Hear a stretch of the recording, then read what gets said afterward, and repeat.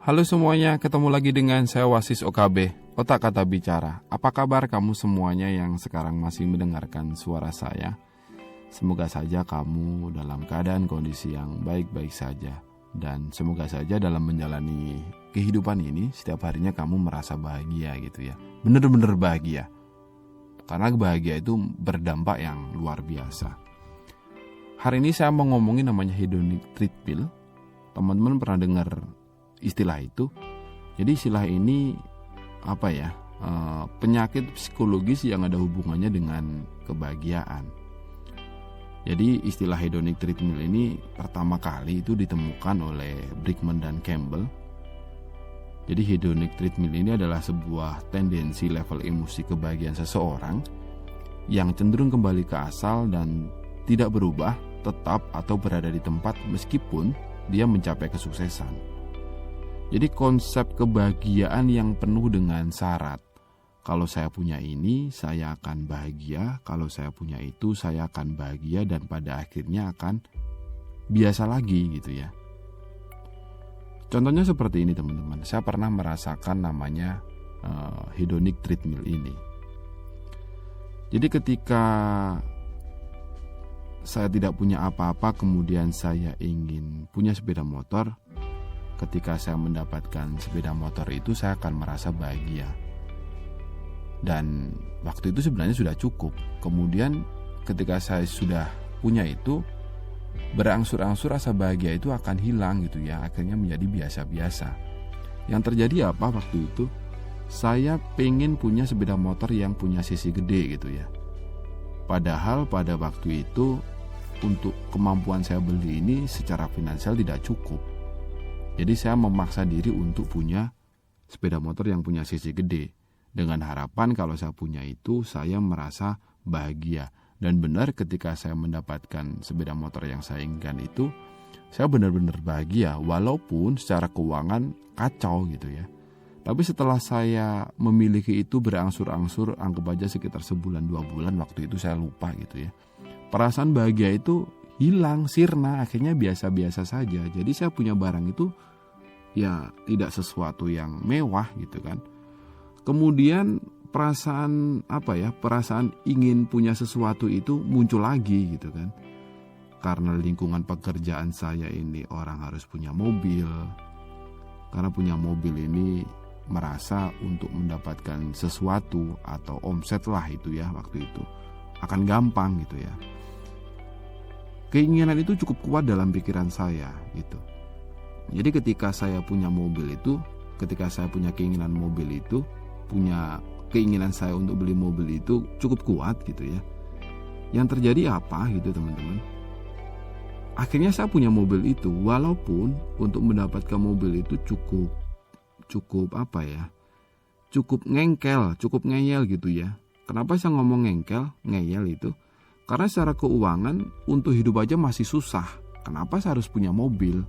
Tapi karena ingin mengejar sesuatu yang namanya bahagia, sesuatu yang namanya keinginan bukan kebutuhan, ya mau ngapain gitu ya. Tapi ternyata ketika saya dapat mobil itu, berangsur-angsur semakin saya melalui hari ini, punya mobil itu akhirnya biasa gitu ya. Jadi hedonic treadmill ini adalah, kalau saya ngomongnya seperti ini teman-teman, perasaan bahagia atas dasar apa yang ingin kita miliki. Semakin kita ingin memiliki ini, ingin memiliki itu, kita akan merasa bahagia. Kalau itu terus kita ulang-ulang dan selalu kita turuti hal itu, dan kita tidak pernah melihat keuangan kita yang sebenarnya tidak mampu, akhirnya itu membuat kita ini menjadi, kehidupan kita ini akan menjadi kacau gitu ya. Banyak sekali orang-orang yang terjerumus dan meyakini bahwa meningkatkan standar hidup dari hari ke hari ini akan semakin meningkatkan rasa bahagia mereka. Tapi nyatanya apa yang mereka rasakan itu semuanya adalah semu. Persis seperti sedang berjalan di treadmill dan kebahagiaannya jalan di tempat gitu loh. Ini berarti bahwa hedonic treadmill ini mengakibatkan ekspektasi seseorang terhadap kebahagiaan hidupnya ini akan meningkat seiring dengan meningkat pula gaya hidupnya. Padahal secara finansial tidak. Mari kita coba bayangin deh, kalau kita berdiri di atas treadmill ketika kecepatan berjalan yang awalnya sedang-sedang saja, tidak mengganggu keseimbangan tubuh kita untuk tetap berada di atas mesin treadmill. Namun kemudian karena kita pingin cepat dan semakin cepat lagi, yang ada malah keseimbangan tubuh kita ini goyah. Dan akhirnya karena tak mampu mengimbangi kecepatan treadmill, kita pun akan terjatuh gitu ya. Dan fakta menunjukkan bahwa betapapun cepatnya kita berlari di atas mesin treadmill, keberadaan tubuh kita sesungguhnya tidak kemana-mana, tetap stagnan, tetap berdiri di atas mesin treadmill ini. Jadi prinsip dari konsep hedonic treadmill ini adalah makin banyak semakin baik. Semakin apa yang kita inginkan terwujud, itu akan semakin bahagia tanpa menghiraukan keuangan kita, apa yang kita butuhkan sebenarnya gitu. Jadi semuanya adalah berpura-pura. Dan ciri-ciri orang yang terkena penyakit hedonic treadmill ini, itu pun saya juga merasakan gitu ya. Selalu memaksakan keinginan. Memang sih butuh dan ingin itu tipis sekali. Batasnya sangat-sangat tipis. Kadang kita tidak gampang membedakan ya, tidak mudah untuk membedakan. Kita harus benar-benar pinter ya memilih dan mempunyai kontrol atas keuangan. Kenapa? Sesuatu yang butuh itu adalah yang benar-benar kita butuhkan, sedangkan keinginan itu adalah sifatnya adalah emosi. Misalnya nih ya, beli barang branded sebenarnya kita tidak butuh. Karena lingkungan yang ada di sekitar kita menggunakan itu, akhirnya kita meniru gitu loh. Yang terjadi apa? Keuangan kita pasti akan kacau kalau keuangan kita ini tidak settle gitu kan.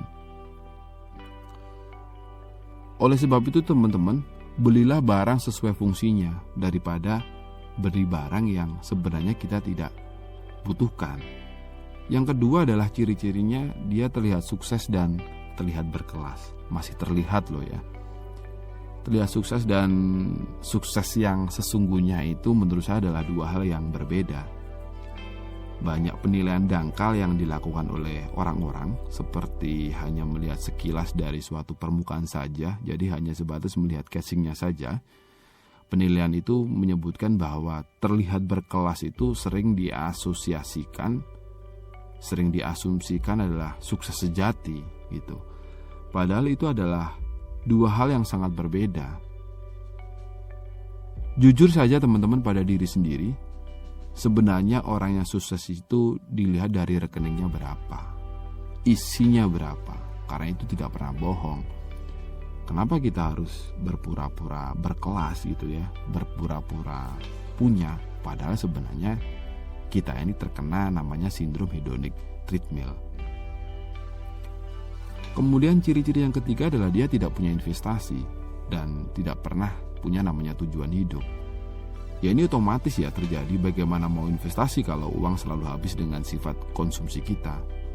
Tujuan hidupnya itu rata-rata hanya menjalani apa yang ada di depan mata gitu kan. Memenuhi kebutuhan yang ada di lingkungan luar kita. Teman kita mau pakai ini ya kita ikut ini, teman kita punya ini kita ikut ini dan lain sebagainya. Apakah teman-teman yang sekarang mendengar terjebak di dalam kondisi itu? Selamat ya, saya pernah merasakan itu semua. Terus kalau kita sudah terjebak di kondisi itu, kita harus ngapain gitu kan? Nah, yang pernah saya lakukan waktu itu adalah mengakui bahwa kita ini benar-benar terjebak di kondisi hedonic treadmill ini. Hidup yang selalu berpura-pura gitu kan.